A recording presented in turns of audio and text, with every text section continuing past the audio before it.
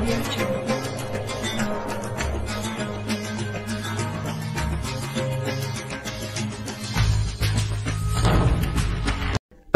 আলাইকুম ওয়া রাহমাতুল্লাহি ওয়া বারাকাতুহু। সম্মানিত নাযিরিন, প্যারে সামিঈন, বাংলার আকাশে বিদেশের মাটিতে যারাই আমাকে শুনছেন, সবাইকে আমার অন্তরের ভেতরের রক্ত থেকে ধন্যবাদ। আজকে আমি আপনাদের সামনে যে বিষয়টি নিয়ে উপস্থিত হয়েছি ক্যামেরার সামনে, সেটা হচ্ছে কুদৃষ্টি সম্পর্কে পূর্বসূরীদের কিছু বাণী রয়েছে। ফর এক্সাম্পল, রাসূল সাল্লাল্লাহু আলাইহি ওয়াসাল্লাম, সাহাবায়ে কেরাম রিদওয়ানুল্লাহি তাআলা আলাইহিম আজমাইন, প্রত্যেকেরই রয়েছে। আচ্ছা, একটা একটা করে শুরু করি। কুদৃষ্টি সম্পর্কে রাসূল সাল্লাল্লাহু আলাইহি ওয়াসাল্লামের অনেক অনেক বাণী রয়েছে, কুদৃষ্টি যেন না করা হয়। কিন্তু আপনি গুগলে সার্চ করে দেখতে পারেন, পৃথিবীর সবচেয়ে বেশি যে জিনিসটা বা যে সমস্যাটা হচ্ছে, সেটা হচ্ছে কুদৃষ্টি। 90 মিলিয়ন পিপল প্রতি মিনিটে পর্নোগ্রাফিতে গুগলে পর্নোগ্রাফি সার্চ দেয়। তা ওরা কি মানে সুদৃষ্টি করে আরেকজনের? অবশ্যই না। তো রাসূল সাল্লাল্লাহু আলাইহি সাল্লাম এক হাদিসে বলেছেন, 1 নম্বর থেকে শুরু করি। পয়েন্ট নম্বর 1, রাসূল সাল্লাল্লাহু আলাইহি ওয়াসাল্লাম বলেছেন, লাআনাল্লাহু নাযিরা ওয়াল মানযুরা ইলাইহি, কুদৃষ্টি দানকারী আর কুদৃষ্টি দেওয়ার জন্য যে সুযোগ করে দেয়, উভয়ের উপর আল্লাহ সুবহানাহু ওয়া তাআলার লানত। 2 নম্বর হচ্ছে হযরত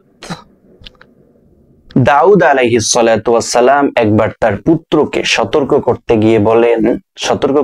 গিয়ে বলেন যে, পুত্র, তুমি সাপ এবং অজগরের পিছনে পড়ো, নো প্রবলেম।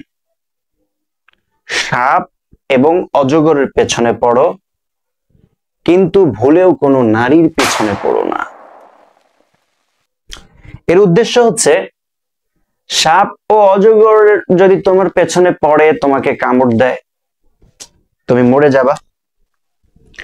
কিন্তু তুমি যদি কোনো নারীর ফাঁদে পড়ে যাও, তাহলে তোমার দুনিয়াতে তো মরতে পারোই, না মরলেও অর্ধেক জাহান্নাম, মৃত্যুর পর তুমি জাহান্নামে গিয়ে পতিত হবে। এই জন্য সাপ এবং অজগরের থেকেও ভয়ানক বলেছেন হযরতে ডেভিড আলাইহিস সালাম।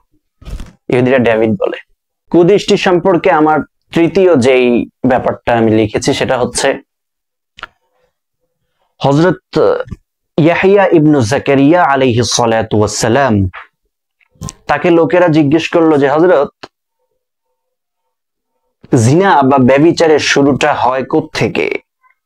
তখন তিনি বললেন যে, মিনাল আইনাইন, মানে মিনাল উয়ুন আর কি, চোখ থেকে ব্যভিচারের শুরুটা হয়।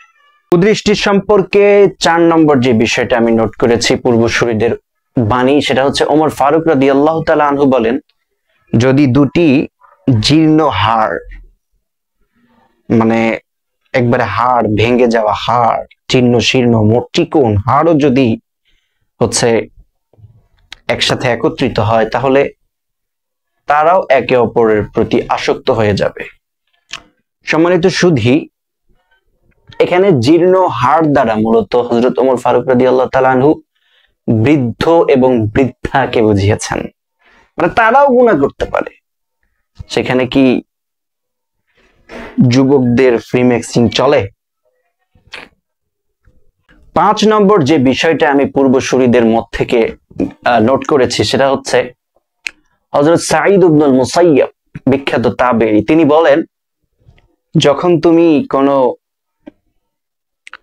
লোককে দেখবে যে সে কোনো সুশ্রী বালক ছেলেদের দিকে তাকিয়ে আছে, তখন তুমি বুঝবে যে উসকি দাল মে কুছ কালা হ্যায়, মানে তার ভেতরে ভেতরে কিছু হচ্ছে, সে রোগী, তার চিকিৎসা করতে হবে। কুদৃষ্টি থেকে বাঁচার জন্য পূর্বসূরীদের যেই মতামত রয়েছে, তার মধ্যে থেকে 6 নম্বর বিষয়টা যেটা আমি লিখেছি সেটা হচ্ছে ফাতাহ মুসাল্লি রাহিমাহুল্লাহ তাআলা আনহু, তিনি বলতেন, আমি 30 জন এমন আল্লাহর ওলির সান্নিধ্য পেয়েছি যারা আবদাল। আবদাল মানে হচ্ছে যাদেরকে লোকেরা আল্লাহর ওলি বলে, অরিজিনাল আল্লাহর ওলি। তারা প্রত্যেকেই মৃত্যুর সময় একটা নসিহত করতেন। তারা বলতেন যে তোমরা প্রত্যেকেই সুশ্রী যে কিশোর রয়েছে, মানে দাড়ি উঠে ছেলে যারা, তাদের দিকে নজর দেওয়া থেকে বাঁচো। প্রত্যেকে মৃত্যুর সময় এটা বলে গিয়েছেন। 7 নম্বর বিষয়টা হচ্ছে আমার সম্মানিত ভিউয়ার্স, ইবনু যাহির মাকদিসি রাহিমাহুল্লাহ তাআলা আনহু বলতেন যে কোন পুরুষের যদি অপর পুরুষকে দেখলেও কামোত্তেজনা জাগে, তাহলে ওই পুরুষের জন্য পুরুষকে দেখা হারাম। এতদিন তো ভাই মহিলা দেখা হারাম ছিল, এখন পুরুষকে দেখাও হারাম। 9 নম্বর হচ্ছে ইমাম গাজালি রাহিমাহুল্লাহ তাআলা আনহু বলতেন যে আমার শিষ্যদের উপর যখন কোনো হিংস্র বাঘও থাবা দেয় তখন আমার অতটা ভয় হয় না যতটা ভয় হয় একজন অল্প বয়স্ক কিশোরদের সংস্রবে থাকলে। থাকা যাবে ভাই, ছেলেদের সাথেও থাকা যাবে না। 8 নম্বর হচ্ছে যেটা আমি রপ্ত করেছি, হযরত মাওলানা খলিল আহমদ সাহারানপুরী রাহিমাহুল্লাহ তাআলা আন, ওই যে বজলুল মাজহুদ এর লেখক, তিনি বলতেন যে কুদৃষ্টি এটা হচ্ছে স্মৃতিশক্তির জন্য প্রাণনাশকারী বিষের চেয়েও ক্ষতিকর। প্রত্যেকে আজকে ভাই ব্যারিস্টার থাকতো, কারো ওই রাস্তায় রিক্সা আর অটো চালানো লাগতো না। এত এত অধঃপতনের মূল কারণ হচ্ছে কুদৃষ্টি। 10 নম্বর বিষয়টা পূর্বসূরীদের উক্তি থেকে নেওয়া, যেটা হচ্ছে হযরত মাওলানা মুজাদ্দিদ আল ফিসানি রাহিমাহুল্লাহ তাআলা আন, আশা করি প্রত্যেকেই তার নাম শুনেছেন। তিনি তার চিঠিপত্রে লিখেন মুরিদদের উদ্দেশ্যে যে কুদৃষ্টি, আচ্ছা, যার চক্ষু ঠিক নেই তার অন্তর ঠিক নেই, আর যার অন্তর ঠিক নেই তার লজ্জা স্থানের কোনো গ্যারান্টি নেই, সেটাও হেফাজত করতে পারবেন। আচ্ছা বন্ধুরা, এবার আসুন আমরা কুদৃষ্টির চিকিৎসা সম্পর্কে কিছু আলোকপাত করি। এই যুগে internet, dish, TV, DCR, mobile ইত্যাদির কারণে নগ্নতার ব্যাপক ছড়ানো সয়লাব হয়ে গিয়েছে, যার মধ্যে প্রতিটি যুবক নিজের ঈমান এবং নিজের সতীত্বকে বাঁচানোটা খুব কঠিন হয়ে যাচ্ছে। চারপাশ নির্লজ্জতা ও নগ্নতায় ছড়িয়ে গেছে। যুবতীরা বুক ফুলিয়ে বেপরদা অবস্থায় রাস্তাঘাট ও বাজারে বাজারে ঘুরে বেড়ায়। প্রচারণা বা অ্যাডভার্টাইজমেন্টের নামে রাস্তাঘাটে বিভিন্ন নারীদের মডেলের ছবি ব্যাপক হারে ছড়িয়ে গেছে। পত্র পত্রিকায় নগ্ন ছবি ছাপানো একবারে স্বাভাবিক হয়ে গিয়েছে। এমত অবস্থায় যুবক কেন, বৃদ্ধদেরও দৃষ্টি হেফাজত করা কঠিন হয়ে দাঁড়িয়েছে। শত চেষ্টা করেও এ থেকে মুক্তির পথ খুঁজে পাওয়া যাচ্ছে না। যাদের অন্তরে অন্তত হেদায়েতের আলো রয়েছে, হেদায়েতের নূর রয়েছে, তারাও দিনকে দিন এই অন্ধকারের দিকে ছুটে যাচ্ছে। আধ্যাত্মিক সাধনার পথিকরা তারাও নিজ নিজ শায়েখদের থেকে এই কুদৃষ্টি নামক রোগ থেকে বাঁচার জন্য তাকবীর, তাহলিল, তাসবিহাত নিচ্ছে এবং কুদৃষ্টি থেকে বাঁচার ঔষধ, আরোগ্যতা তারা খুঁজছে এবং এটা থেকে বাঁচতে চাচ্ছে।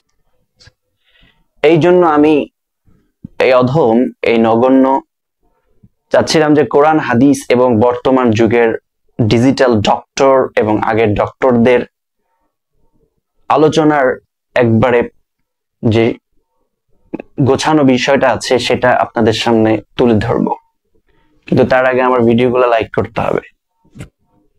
ইনশাল্লাহ ডে বাই ডে আমি একটা একটা করে সবগুলো বলবো। আজকে এই পর্যন্তই। ভালো থাকবেন, সুস্থ থাকবেন। মা আসসালামা। আসসালামু আলাইকুম ওয়া রাহমাতুল্লাহি ওয়া বারাকাতুহু।